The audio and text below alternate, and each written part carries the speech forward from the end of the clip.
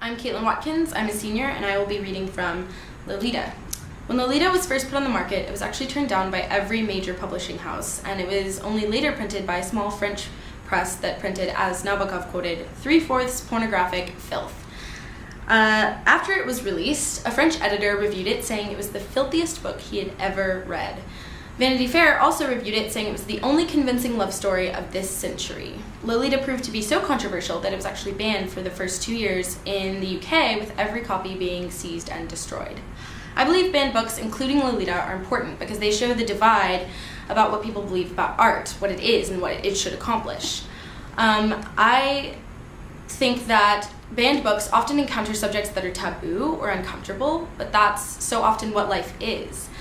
An author of another banned book once said it best when he said, "That's the beauty of literature. You discover that your longings are universal longings, that you are not lonely and isolated from everyone else. You belong." Now I'll read from Lolita. Lolita, light of my fire, fire of my loins, my sin, my soul.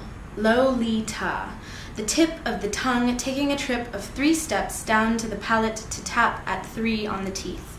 Lolita, she was plain low, low in the morning, standing 4 feet 10 in one sock. She was Dolores in slacks.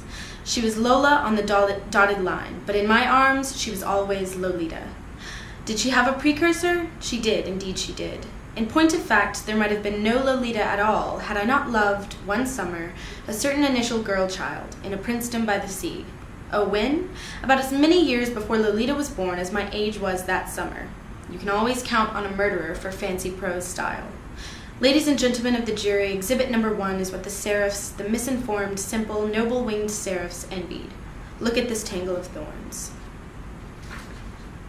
Annabelle was, like the writer, of mixed parentage, half English, half Dutch in her case. I remember her features far less distinctly today than I did a few years ago, before I knew Lolita.